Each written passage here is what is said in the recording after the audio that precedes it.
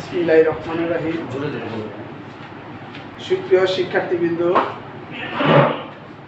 আশা করি আল্লাহর রহমতে তোমরা ভালো আছো। করোনার এই মহামারী অবস্থায় শিক্ষা প্রতিষ্ঠান বন্ধ, তারপরও গণপ্রজাতন্ত্রী বাংলাদেশ সরকারের মাননীয় প্রধানমন্ত্রীর নির্দেশ মোতাবেক, শিক্ষামন্ত্রীর দিক নির্দেশনা এবং আমাদের সিনহা স্কুল অ্যান্ড কলেজের অধ্যক্ষ স্যারের নির্দেশ মোতাবেক আমাদের অনলাইন ক্লাস কার্যক্রম চলছে। আমরা নিয়মিতই অনলাইনে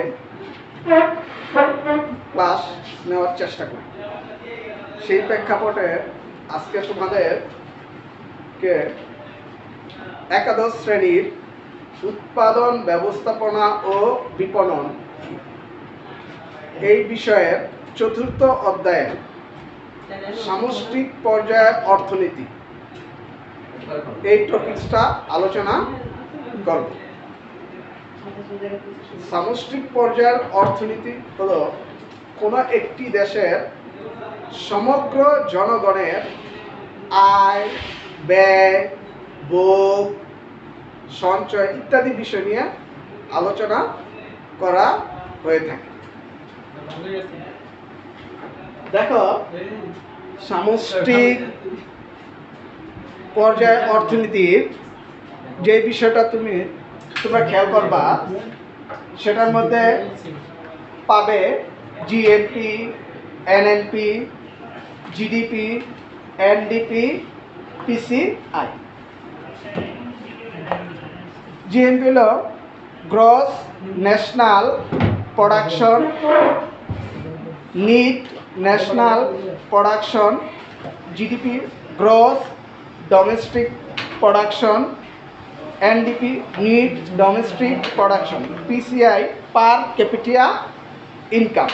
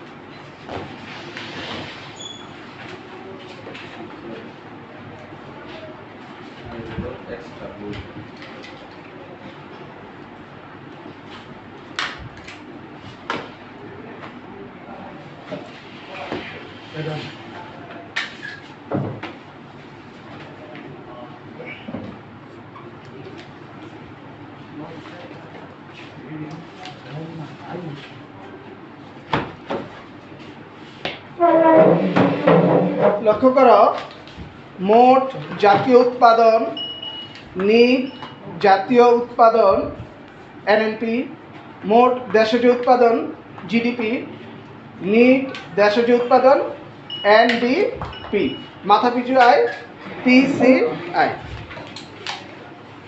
আমাদের সামষ্টিক পর্যায়ের যে বিষয়গুলো একটি দেশের অর্থনীতিতে আলোচনা করা হয়, সামষ্টিক পর্যায়ের যে বিষয়গুলো কোনো দেশের সমস্ত জনগণের আয়, ব্যয়, ভোগ, সঞ্চয় এই বিষয়গুলো আমরা এই জিএনপি, এনএনপি, এনডিপি এগুলোর সংজ্ঞা জানার আগে আমরা যে জিনিসটা সম্পর্কে জানবো, একটি নির্দিষ্ট সময় থাকতে হবে।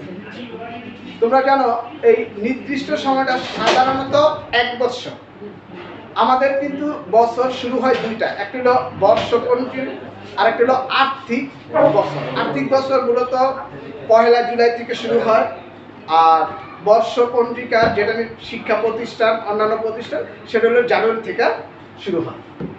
এখন তুমি জিএনপি, এনএনপি, এনডিপি যেটাই মূল্যায়ন করো কিংবা নির্ধারণ করো, সেক্ষেত্রে তোমার একটা নির্দিষ্ট সময় থাকতে হবে, আর সেই সময়টা সাধারণত 1 বছর।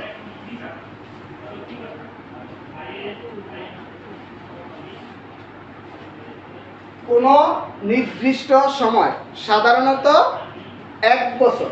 দ্বিতীয় যে বিষয়টা জানতে হবে সেটা হলো কোনো দেশের জনগণ, কোনো দেশের জনগণ থাকতে হবে, XYZ বিভিন্ন দেশের জনগণ। 3 নম্বর যে জিনিসটা থাকতে হবে সেটা হলো চূড়ান্ত পণ্য।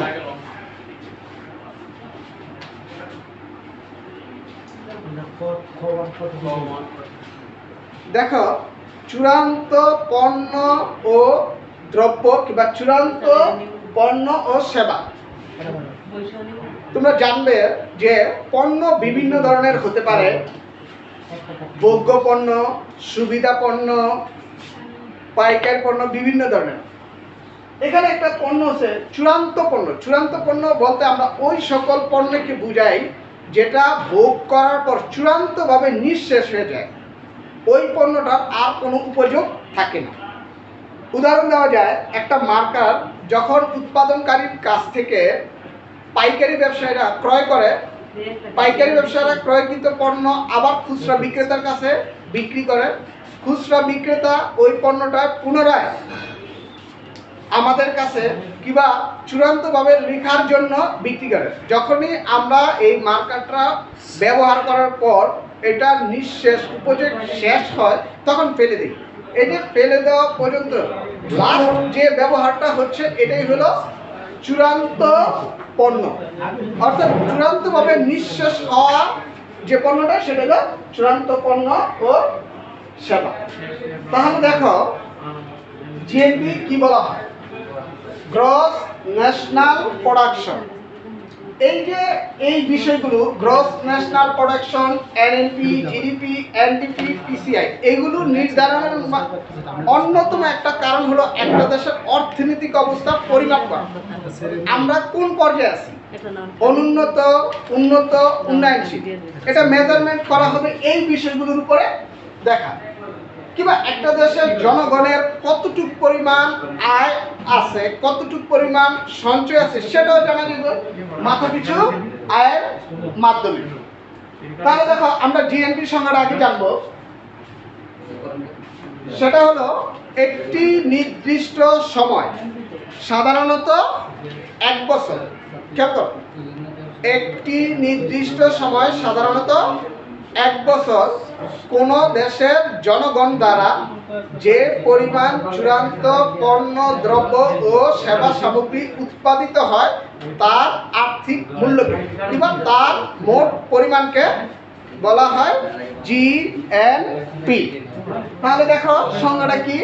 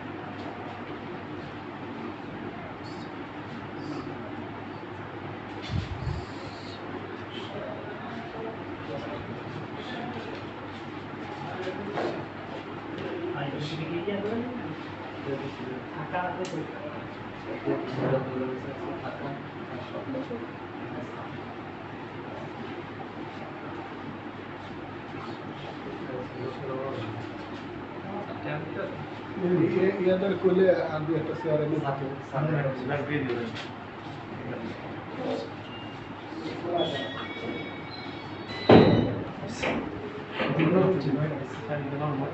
আমার একটা কারণ হচ্ছে আমার সব থাকে যেমন আমরা একটা বড় রই।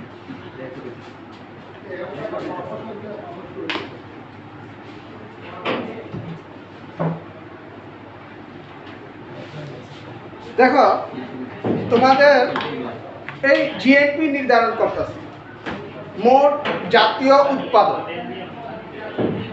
এই জিএনপির মাধ্যমে একটা পর্যায়ে আমরা মোট জাতীয় আয় নির্ধারণ করব।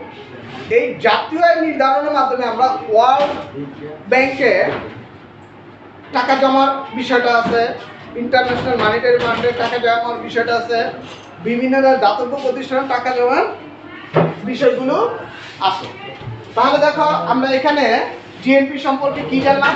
একটি নির্দিষ্ট সময়ে সাধারণত 1 বছরে কোনো দেশের জনগণ দ্বারা যে পরিমাণ চূড়ান্ত পণ্যদ্রব্য ও সেবা উৎপাদিত হয় তার মোট পরিমাণকে জিএনপি বলে।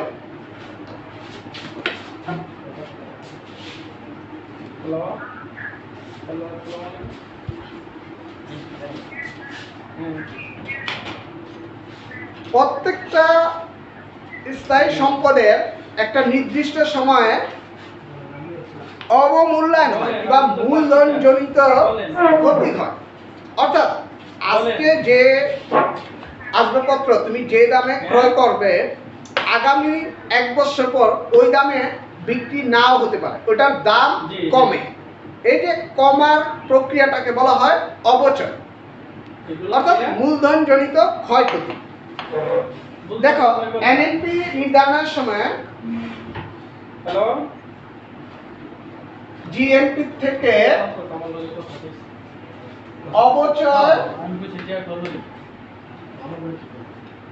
অপচয় সমূহ বাদ দেওয়ার পর যা থাকে সেটাই হলো এনএনপি।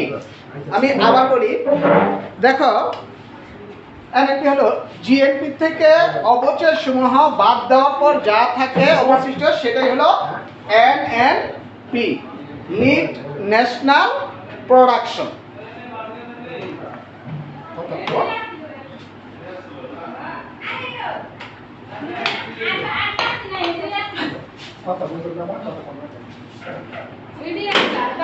দেখো জিডিপি কি?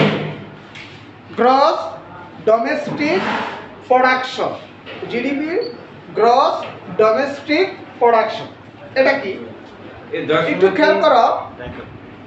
একটু খেয়াল করো জিএনপির ক্ষেত্রে ছিল একটি নির্দিষ্ট সময়, সাধারণত 1 বছর কোন দেশের জনগণ দ্বারা।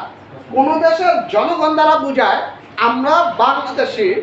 এখন বাংলাদেশের কোন একটা পার্সন XYZ, বিভিন্ন ধরনের ব্যক্তি বিভিন্ন ধরনের দেশে তারা প্রবাসী জীবনযাপন করেন এবং সেখান থেকে ইনকাম করে আমাদের দেশে টাকা পাঠায়। এখন তাদের টাকাটা, তাদের ইনকামের যে টাকাটা, সেটাও জিএনপির ক্ষেত্রে অন্তর্ভুক্ত হবে। আবার খেয়াল করো, জিএনপিতে বলা হয়েছে কোন দেশের জনগণ দ্বারা, অর্থাৎ বাংলাদেশের লোকজন যেখানেই থাকুক না কেন তাদের ইনকামটা এখানে ইনক্লুড হবে। জিডিপির বিষয়টা হলো,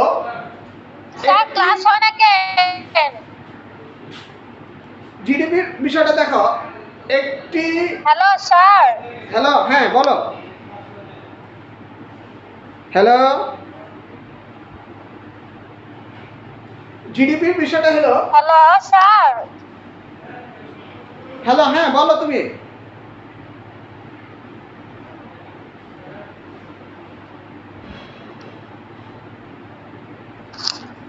হ্যালো স্যার, আমাদের কি ক্লাস হইব না? দেখো জিডিপি হলো একটি নির্দিষ্ট সময়, সাধারণত 1 বছর হ্যালো স্যার। কোন দেশের ভৌগোলিক সীমারেখা, কোন দেশের ভৌগোলিক, একটু খেয়াল করো,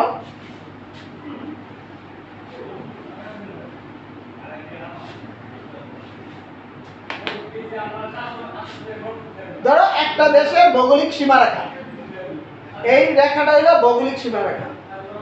জিডিপির ক্ষেত্রে কোন একটি নির্দিষ্ট সময়, সাধারণত 1 বছরে কোন দেশের ভৌগোলিক সীমারেখায় যে পরিমাণ চূড়ান্ত পণ্য দ্রব্য ও সেবা সামগ্রী উৎপাদিত হয় তার মোট পরিমাণকে বলা হয় জিডিপি। সুপ্রিয় শিক্ষার্থী বিন্দু, দেখো তোমাদের আজকের ক্লাসে আমরা যে জিনিসটা জানানোর চেষ্টা করেছি সেটা হলো জিএনপি, এনএনপি, জিডিপি। আমরা নেক্সট ক্লাসে পরবর্তী পদক্ষেপ, পরবর্তী বিষয়গুলো আলোচনা করব। ওকে, সবাই ভালো থেকো, সুস্থ থাকো, মাস্ক পরবে এবং বিনা কারণে ঘর থেকে বের হবে না। ধন্যবাদ।